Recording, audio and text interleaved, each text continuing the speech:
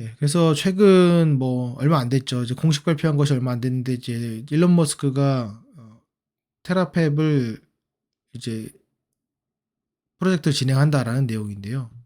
일단 뭐 흔히 말하는 뭐 테라팹이 단순합니다. 결국에는 의도가 중요한 건 뭐예요? 수혜주는 무엇인가?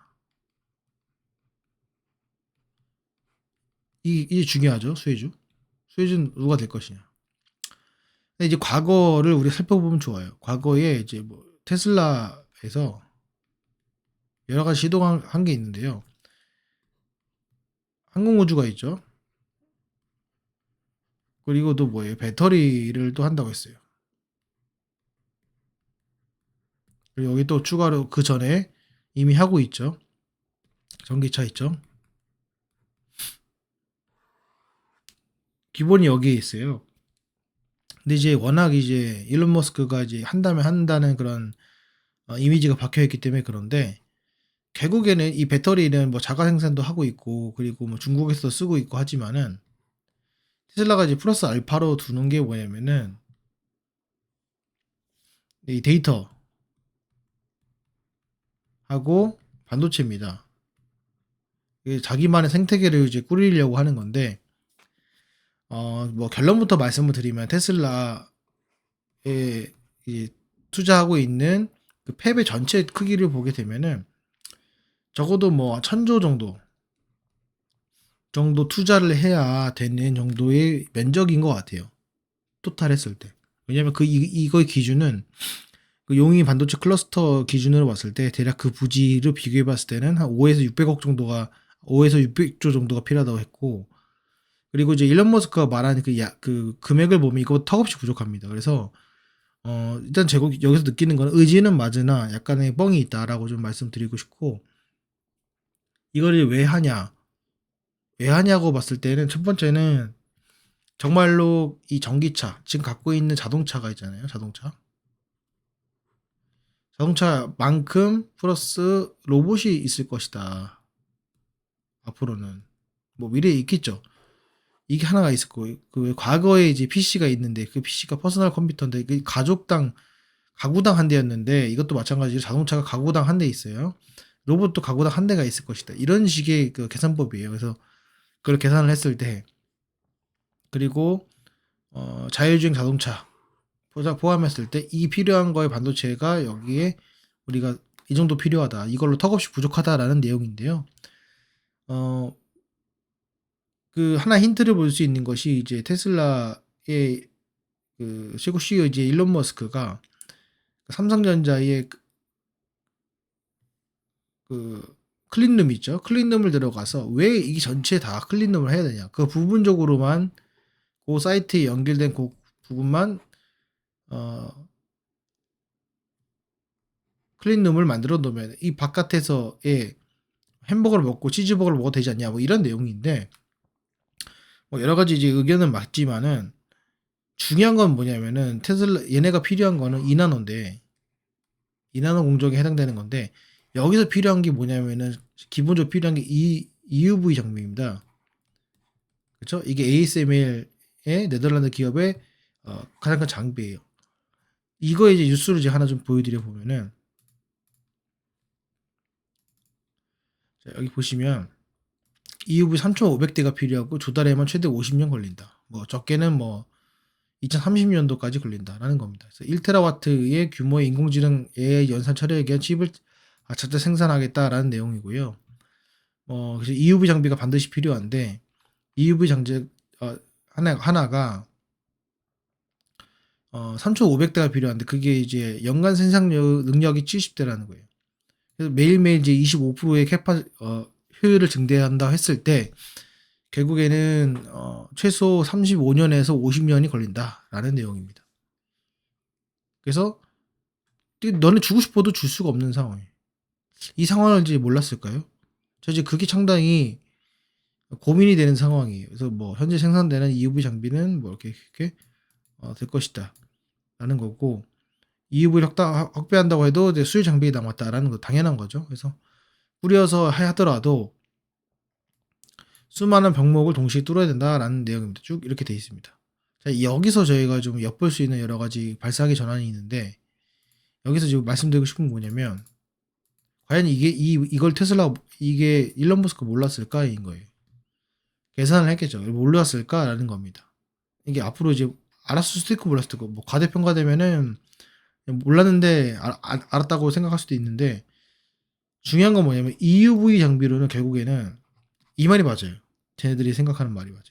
그런데 일론 머스크가 다른 어떤 반도체 설계나 아니면은 지금 현재 방식이 말은 다른 방식으로 새로운 도입을 했을 때 어떻게 될지 모르거든요. 왜냐면은 자기는 그런 목표를 위해서 도전을 할 거고요. 그런 도전에 대한 시도들을 많이 이제 알릴 거고, 그 알림으로 인해서 천문학적인 돈의 투자를 끌어낼 거예요. 그러면은 지금의 현지 상태에서 EUV 장비, 뭐 HBM 장비 회사죠, 장비. 이 장비가 결국에는 쓸모 있는 장비가 돼야 되거든요. 그러면은 수혜주라고 하면 보통 나눌 수가 있어요. 장비 회사가 있고, 그 다음에 소재 회사가 있고요. 그 다음에 부품 회사가 있죠. 여러 가지 있는데 제가 이것도 제품 이거 나눠놨잖아요. 여기 보시면은 반도체도 반도체 이렇게 해놨고요. 반도체 장비, 소재, 부품, 그 다음에 패키징 나눠놨잖아요. 쭉 나눠놨어요. 이제 여기서 보면은 뭐 패키징도 있죠. 생각해 보면은 여기서 패키징 외주 주겠습니까? 여기까지 와서 한국에다 외주 주겠어요? 안 주단 말이에요. 뭐 턴키로 자기가 하겠다는데 그걸 뭐 디자인,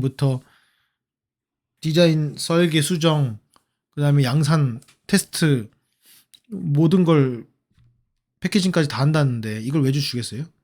그럴 확률은 낮겠죠. 물론 여러 가지 이제 이슈로 주가를 한국장은 띄어 올릴 수 있습니다. 근데 제가 생각하는 결론은 뭐냐면은 만약에 EUV 정비를 안 한다고 선언을 해버리면은 뭐 하한가 가고 작살 날 것 같아요. 만약에 이 테마가 이렇게 떴을 때 HBM도 마찬가지고요. 그리고 이 현재 EUV로 해가지고 인하나 공정을 똑같이 삼성전자처럼 내가 하겠다, 내가 하고 싶은 대로 하겠다 수정해서. 근데 그게 수율이 쉽지 않죠. 왜냐면은 수율이 왜 쉽지가 않았냐면 간단히 제가 설명돼 가지고 확률이 0.90%예요. 이 90%를 이 각 공정이 있단 말입니다. 예를 들어서 최소한 5공정을 쳐봐요. 그 0.99에 5승을 해버리면은 확률이 쭉 떨어집니다. 그래서 수율이 90%로서 계속해서 찍어내더라도 수율이 떨어지는 거기 때문에 그렇고, 물론 자동화를 한다고 하지만은 기본적으로 비용 자체가 비싸죠. 그래서 내가 공급받는 가격보다는 일정한 수율로 내가 하는 것이 상당히 힘들고, 그리고 이 투자에 있어 가지고 뭐냐면은 뭐 라인이라고 하죠. 그 라인 공정을 쫙 깔아야 되는데 그 하나 꼬는 거 이거 다 깔까요? 이걸 해보고 알겠죠. 아무리 바보라고 하더라도 하나 깔고 또 그 다음 깔고 그 다음 깔고 하기 때문에 아직 갈 길이 먼습니다. 지금 이게 뭐 테마로 형성돼서 간다고 하는데 아직 갈 길이 멀고, 우리가 과거를 좀 돌이켜 보면은 항공우주 테마에서 제가 몇 가지 종목들 말씀드린 거 있잖아요. 그게 이제 뭐 진짜 그 스페이스X와 관련된 기업들이 실제로 거래가 이루어지고 있고 서플라이 체인으로 등록이 되어 있고 이런 상황이 있음에도 불구하고 결국 1, 2년 정도 지났다가 그 종목이 천천히 갔다 올라가요.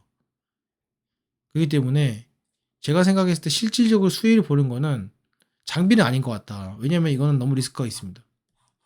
물론 이게 뭐 HBM에서 뭐 흔히 뭐 제가 뭐 수혜주 보니까 뭐 HPSP 뭐 한미반도체 하나비전 뭐 이런 거 나오고 뭐 이오테크닉스부터 막 쭉 나오는데 그거는 수혜 받은 게 아니잖아요. 그 장비가 그럴 확률이 있다라는 건데 이 뭐 본딩 장비 있으면 뭐예요? 뭐 만들지 못하는데 그렇지 않습니까?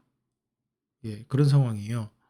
자, 그러면은 제 생각에는 필요한 거는 소재와 부품이에요. 자, 그다음 플러스 뭐냐면은 플러스 한국 시장에서 전 세계 시장. 일단 일론 머스크가 말한 거 중에 예, 우리가 믿을 만한 점은 뭐냐면은 시장은 커진다. 그쵸? 시장은 커집니다. 더 이상 이제 수요가 너무 많다. 그거잖아요.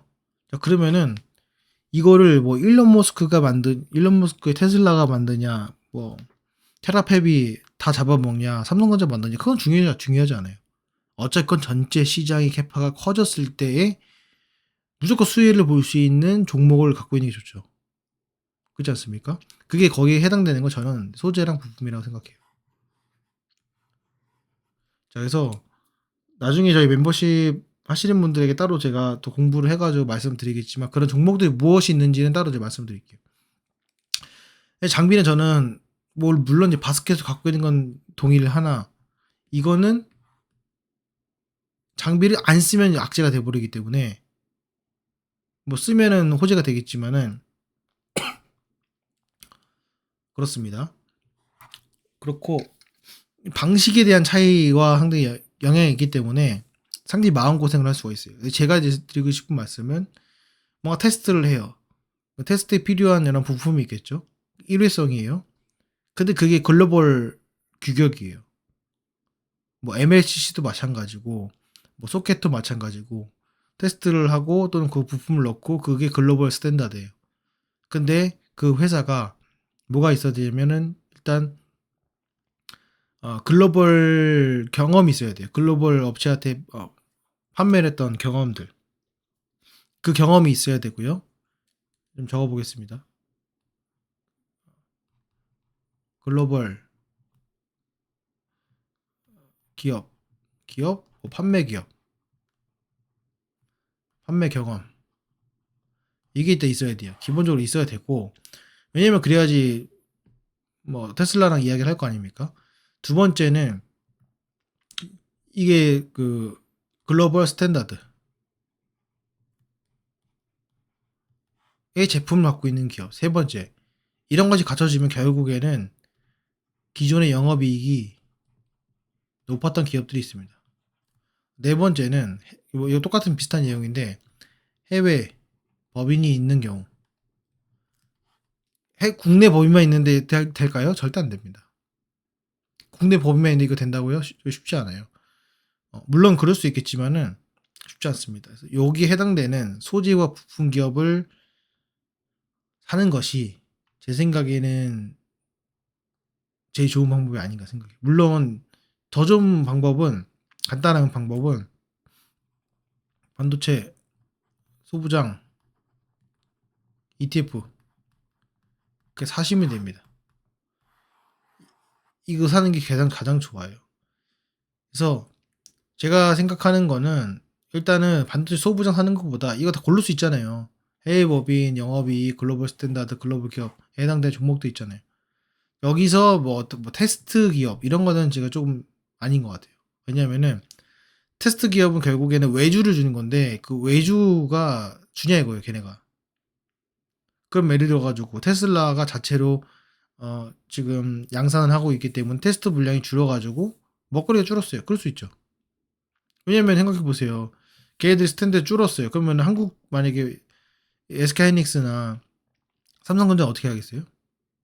뭔가 줄여서 싸게 팔아야죠. 비슷한 거면은 싸게 팔아야 될 거 아니에요. 기본적으로. 아니면 정말로 까다로운 걸 하거나. 그러면은 뭐예요? 여기 원가 경쟁력이 있어야 됩니다. 그 외주 자체가 좀 많이 줄어들겠죠. 결국에는 수량이 늘면은 처음에는 어떻게 됩니까? 우리가 당연히 수요 공급의 법칙에 의해 가지고 처음에는 이게 프라이스고요. 이게 이제 성숙도라고 칩시다. 어떤 그 산업의 성숙도. 처음에는 성숙도가 없을 때 가격이 엄청 비싸죠. 그리고 이제 비싸다가 수요가 너무 많다 보니까 이 급증을 하다가 결국에 이렇게 떨어집니다.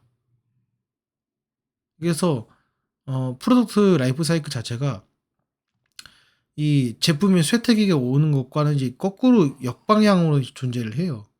그래서 이렇게 가다가 이렇게 떨어졌다가 이렇게 갑니다. 산업이 다시 퀀텀 점프를 하면 이렇게 올라가죠.